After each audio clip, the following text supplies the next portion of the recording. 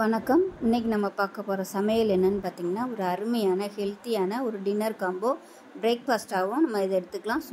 Sugar பேஷண்ட்டாக இருக்கிறவங்க கூட காலையிலையும் நைட்டுக்கும் இதை ரெகுலராக எடுத்துகிட்டு வந்தீங்கன்னா உங்களுக்கு சுகர் லெவல் நல்ல கண்ட்ரோல் ஆகும். கருப்பு உளுந்தும் பச்சை பயிரும் வச்சு தான் இன்றைக்கி நம்ம தோசை பார்க்க போகிறோம். ஃபுல் ப்ரோட்டீன் சத்து நிறைந்த இந்த தோசை சின்னவங்கலேருந்து பெரியவங்க வரைக்கும் எல்லாருமே சாப்பிட்லாம். வாங்க இந்த தோசை எப்படி செய்யலாங்கிறத பார்க்கலாம். இப்போ ஒரு பவுல் எடுத்துக்கலாம். இப்போ ஏதாவது ஒரு கப்பு மெஷரிங்க்கு எடுத்துக்கோங்க. இப்போ நான் இந்த மெஷரிங் கப் எடுத்திருக்கேன். இதில் 3/4 கப் அளவுக்கு கருப்பு உளுந்து சேர்த்துக்கலாம். இது முழு உளுந்து, நீங்கள் உடச்ச உளுந்து இருந்தாலும் நீங்கள் சேர்த்துக்கலாம். 1/4 கப் அளவுக்கு பச்சை பயிறு சேர்த்துக்கலாம்.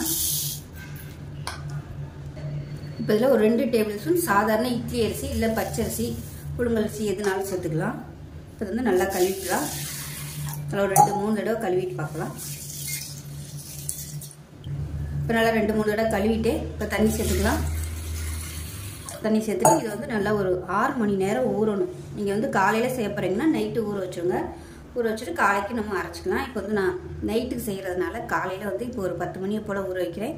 சாயந்தரம் அரைக்கிறதுக்கு கரெக்டாக இருக்கும். இப்போ ஊறினதுக்கப்புறம் பார்க்கலாம். இப்போ பாருங்கள், பச்சை பயிரும் கருப்பு உளுந்து நல்லா ஊறிடுச்சு. இப்போ மிக்சி ஜாரில் சேர்த்து அரைச்சிக்கலாம். இப்போ ஒரு பெரிய மிக்சி ஜார் எடுத்தாச்சு. இப்போ அதை சேர்த்துக்கலாம். இது தண்ணி கொஞ்சம் தான் இருக்குது, அதனால நான் அப்படியே சேர்த்துக்கிறேன். தண்ணி ரொம்ப இருந்துச்சுன்னா கொஞ்சம் தண்ணி நீங்கள் எடுத்துருங்க.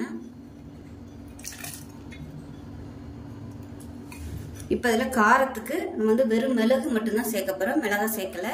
உடம்புக்கு மிளகு நல்லதுங்கிறதுனால நான் வெறும் மிளகு மட்டும்தான் சேர்த்துருக்கேன். இது 1 டேபிள் ஸ்பூன் சேர்த்துக்கலாம்.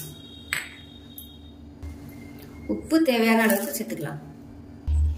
1 டீஸ்பூன் சோம்பு சேர்த்துக்கலாம். சோம்பு ஃப்ளேவர் பிடிக்கும்னா சேர்த்துக்கோங்க, இல்லைன்னா நீங்கள் அதுக்கு பதிலாக சீரகம் சேர்த்துக்கலாம். இப்போ அதை நல்லா அரைச்சிட்டு பார்க்கலாம். இப்போ பாருங்கள், நல்லா அரைச்சிட்டு வந்தாச்சு. ரொம்ப ஈஸியாக அரைப்பட்டுரும். ஏன்னா உளுந்தெல்லாம் நல்லா ஊறி இருக்கிறதுனால சீக்கிரமாக அரைப்பட்டுரும். நல்லா நைஸாக அரைச்சாச்சு. இப்போ அது தனியாக இருக்கட்டும். இப்போ அதை ஒரு பவுலுக்கு மாற்றிக்கலாம். இப்போ மிக்சியை அலசிட்டு கொஞ்சமாக தண்ணி சேர்த்துக்கிறேன். நான் அரைக்கும் போது தண்ணி சேர்க்கல, ஊற வச்சிருந்த தண்ணி மட்டும்தான். அதனால் இப்போ கொஞ்சமாக தண்ணி சேர்த்துக்கிறேன். ஏன்னா அந்த மிக்சியில் உள்ளதெல்லாம் வேஸ்ட் ஆயிருங்கிறதுக்காக கொஞ்சமாக தண்ணி ஊற்றிருக்கேன். தண்ணி ரொம்ப ஊற்றிடுவேன்னா அப்புறம் தோசை ஊற்றுறதுக்கு வராது. இப்போ இதில் பொடியாக நறுக்குன வெங்காயம் ஒரு 1/4 கப் அளவு சேர்த்துக்கலாம். அது உங்களோட விருப்பம் தான், எவ்வளோ சேர்க்கணுமோ நீங்கள் சேர்த்துக்கோங்க. இப்போ அதை நல்லா கலந்து விட்டுக்கலாம். இதில் தக்காளி சேர்க்குறனாலும் சேர்த்துக்கலாம். தக்காளி விதை எடுத்துட்டு ஒரு பாதி தக்காளி நல்லா பொடியாக கட் பண்ணிட்டு சேர்த்துக்கோங்க. அதே மாதிரி பொடியாக கட் பண்ணால் கொத்தமல்லியும் சேர்க்கலாம். நான் இதுக்கு சைடிஷாக இன்றைக்கி தக்காளியும் கொத்தமல்லியும் போட்டு தான் சட்னி வைக்க போகிறேன். அதனால இதில் நான் சேர்க்கலை. நீங்கள் தேங்காய் சட்னி இந்த மாதிரி ஏதாவது பண்ணுறீங்கன்னா இதில் தக்காளி கொத்தமல்லி கருவேப்பிலை எல்லாம் கூட நீங்கள் சேர்த்துக்கலாம். உங்களோட விருப்பம் தான். காய்கறிகள் சேர்க்குறதுனால இதில் கேரட்டு இதெல்லாம் பிடிக்கும்னா கூட நீங்கள் சேர்த்துக்கலாம். நான் இன்றைக்கி ரொம்ப சிம்பிளாக தான் பண்ணுறேன். இப்போ இதுக்கு சூப்பரான சட்னி ரெடி பண்ணிக்கலாம். இது சட்னி அரைக்கிற வரைக்கும் ஒரு 15 நிமிஷம் அப்படியே நல்லா ஊறட்டும். அதுக்கப்புறமா நம்ம தோசையாக ஊற்றிக்கலாம். இப்போ ஒரு பேன் எடுத்துக்கலாம். இதில் தேவையான அளவுக்கு எண்ணெய் விட்டுக்கலாம். வெங்காயம் தக்காளி வதங்குற அளவுக்கு எண்ணெய் விட்டால் போதும். நான் ஒரு 3 டீஸ்பூன் எண்ணெய் விட்டுருக்கேன்.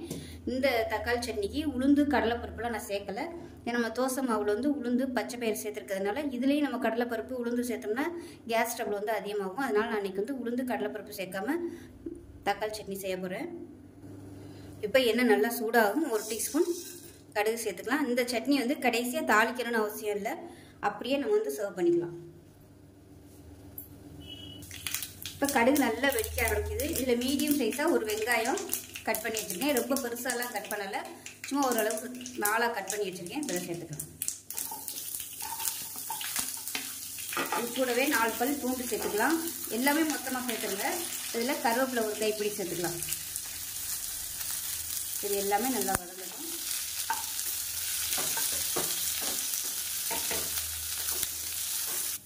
வெங்காயம் ஓரளவுக்கு வதங்கிடுச்சு. இதில் மீடியம் சைஸாக 2 தக்காளி கட் பண்ணி வச்சுருக்கேன். அதை சேர்த்துக்கலாம்.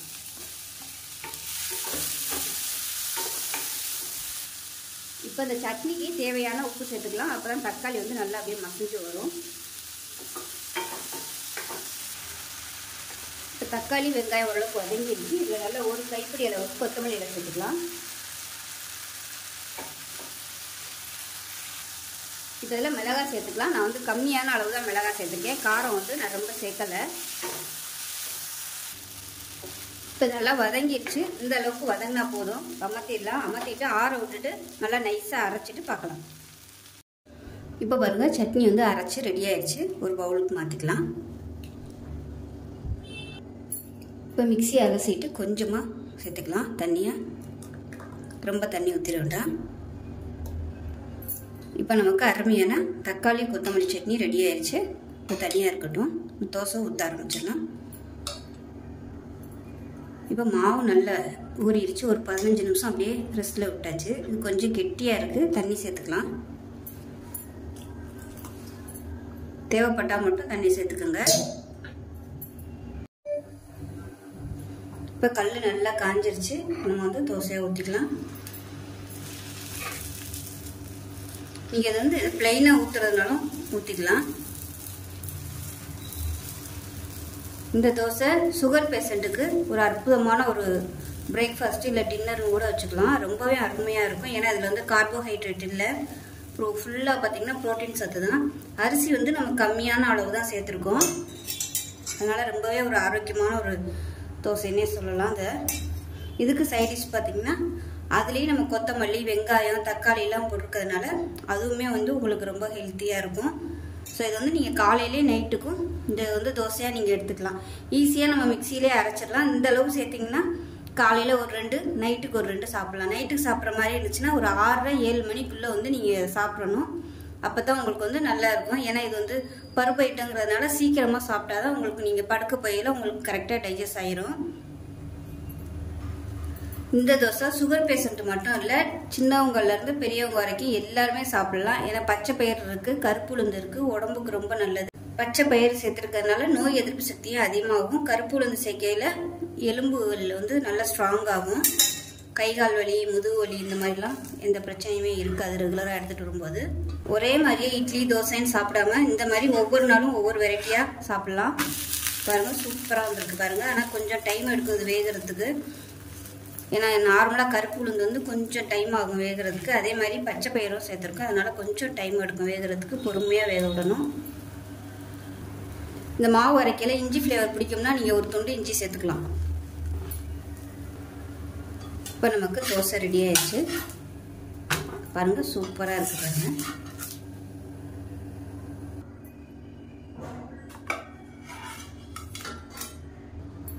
இதே மாதிரியே இன்னொரு தோசை ஊற்றி காமிக்க. இதோட ஃப்ளேவர் பார்த்தீங்கன்னா நம்ம முட்டை ஊற்றினா எப்படி இருக்கும், முட்டை ஆம்லேட் ஊற்றினா அந்த மாதிரி ஃப்ளேவராக சூப்பராக இருக்குது. கண்டிப்பாக இதை வந்து செஞ்சு பாருங்கள்.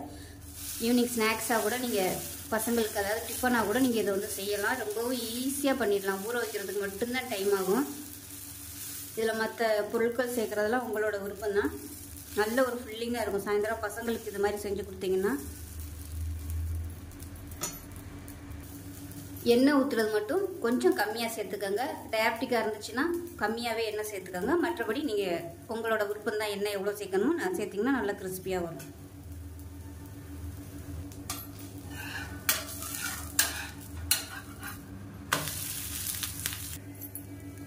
இப்போ நமக்கு 2வது தோசையும் சூப்பராக ரெடி ஆயிடுச்சு.